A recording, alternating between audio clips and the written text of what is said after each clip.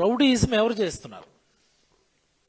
Rowdyism ఎవరు చేస్తున్నారో మీరు ఒకసారి గమనించుకోండి. మీరు ఈరోజు ఈ రాష్ట్రంలో పెట్టుబడులు రాకపోవడానికి ప్రధాన కారణం, ఒకసారి మీడియా మిత్రులందరూ కూడా దీన్ని ప్రధానంగా ప్రజల్లోకి తీసుకుని వెళ్ళాలి.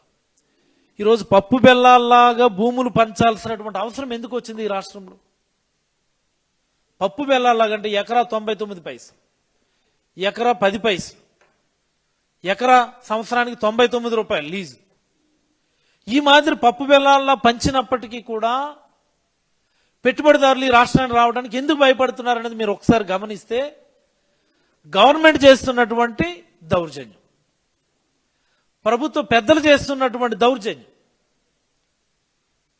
అదానీ లాంటి ఇన్వెస్టర్కి సంబంధించినటువంటి క్యాంప్ ఆఫీస్ని దాడి చేసి డిస్మాంటిల్ చేసి ప్రొడక్షన్ ఆపింది ఎవరు? తెలుగుదేశం ఎమ్మెల్యేలు, తెలుగుదేశం ఎమ్మెల్యే అనుచరులు కాదా?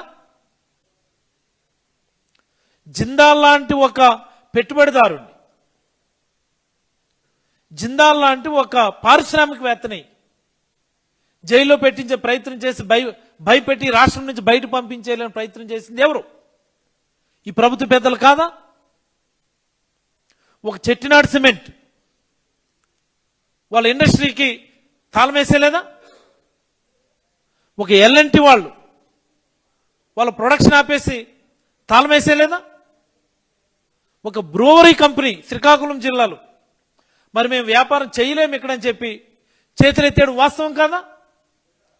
ఈ ప్రభుత్వం చేస్తున్న దాడులు, ఈ ప్రభుత్వం చేస్తున్నటువంటి అన్యాయాలకు భయపడి ఏ పారిశ్రామికవేత్త కూడా ఈ రాష్ట్రానికి రావడానికి భయపడితే, చివరికేమో ఫ్రీగా భూములు ఇచ్చి, రియల్ ఎస్టేట్ కంపెనీలకు కూడా ఫ్రీగా భూములు ఇచ్చి ఈ రాష్ట్రాన్ని రప్పించుకునేటటువంటి దౌర్భాగ్య స్థితిలోకి ఈరోజు మనం వచ్చాం. మనం రౌడిజం చేస్తున్నది ఎవరు? రౌడిజం చేసింది ఎవరు? పెట్టుబడిదారులను భయపెట్టింది ఎవరు? దావోస్ వేలు ఉత్త చేతులతో తిరిగి వచ్చింది ఎవరు?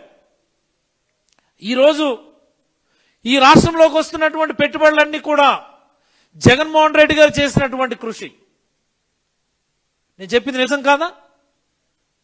గ్రీన్ ఎనర్జీలో వస్తున్నటువంటి పెట్టుబడులన్నీ కూడా జగన్మోహన్ రెడ్డి గారు చేసిన కృషి కాదా? I'm just asking. Green co, Adani, NTPC అన్ని జగన్మోహన్ రెడ్డి గారి కృషి. డేటా సెంటర్స్ జగన్మోహన్ రెడ్డి గారి కృషి. ఎవరు తీసుకొచ్చారు ఇక్కడికి అదానీ డేటా సెంటర్ని? మీరు మీ సొంత మనుషులకి సత్వా అన్నటువంటి కంపెనీ, రియల్ ఎస్టేట్ కంపెనీ అండి, వాళ్ళకి మీరు ఫ్రీగా భూములు ఇస్తారా? సమ్ ఏఎన్ఎస్ఆర్ అనుకుని ఏదో ఒక కంపెనీ, వాళ్ళు ఏదో వైజాగ్లో WTO వరల్డ్ ట్రేడ్ సెంటర్ లాంటి ఒక టవర్స్ కడతామంటే మీరు ఫ్రీగా ఇస్తారా? Is it not a real estate company? Raheja గ్రూప్కి ఇచ్చారు. Is it not a real estate company? ఏం మాట్లాడుతున్నారు? ఎవడు రౌడీజం చేస్తున్నాడు? సొంత మనుషులు మీరు భూములు ఇచ్చుకోవడానికి మీరు అప్పనంగా ఇస్తా ఉన్నారు. ఏం చెప్తున్నది? ప్రభుత్వ ఆధ్వర్యంలో ప్రభుత్వ ప్రజల సొమ్ముతో నిర్మించినటువంటి కాలేజీలు ప్రైవేట్ వ్యక్తులకి అప్పనంగా కట్టుబెడితే ప్రభుత్వం తిరిగి టేక్ ఓవర్ చేసుకుంటామంటుంది. Yes, that is our stand. అందుకే ముందుగానే ఆ వ్యక్తులు కూడా చెప్తున్నాం, మేము ఇందులో ఎలాంటి లుక్ బ్యాక్ లేదని చెప్పి నేనైతే తెలియజేయదలుచుకున్నాను.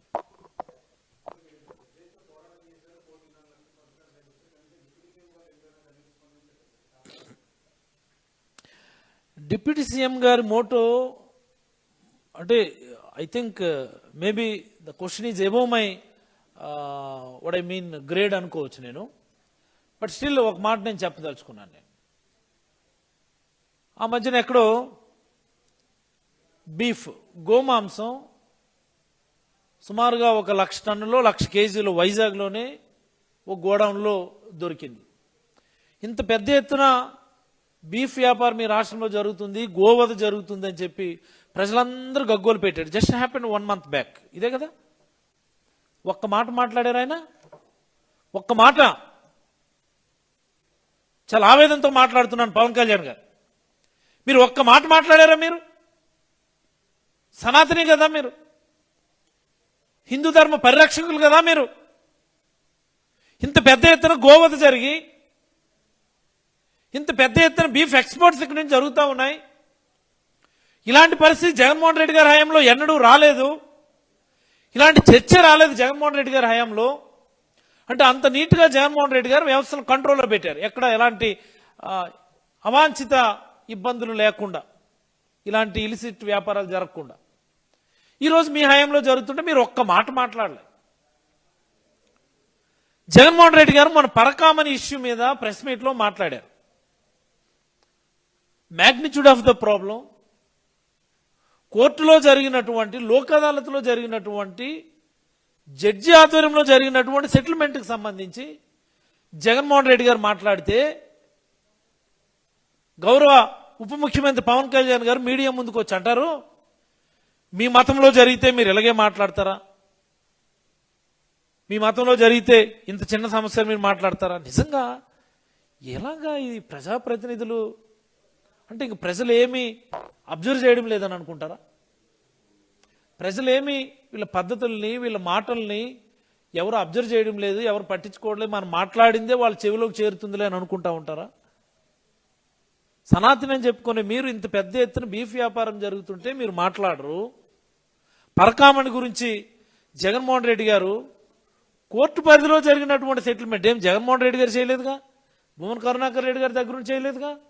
కోర్టు పరిధిలో లోక్ అదాలత్ అంటే కోర్టు పరిధిలో జరిగినటువంటి సెటిల్మెంట్ గురించి ఆ రోజు జరిగినటువంటి అంశాలు మాట్లాడితే మీ మతంలో జరిగితే మీరు ఎలాగే ఊరుకుంటారా అని అడగటం ఆయన యొక్క సంకుచిత భావాలకి ఇది ఒక నిదర్శనం. ఇది రాష్ట్ర ప్రజలందరూ కూడా గమనించాలి. కేవలం రాజకీయ ప్రయోజనాల కోసమే మతం గురించి ఆలోచించేటటువంటి వ్యక్తులు, మతాల గురించి మాట్లాడేటటువంటి వ్యక్తులు ఈరోజు రాష్ట్రాలని పరిపాలిస్తున్నారు అన్నటువంటి అంశాన్ని గమనించమని కోరుతున్నాం.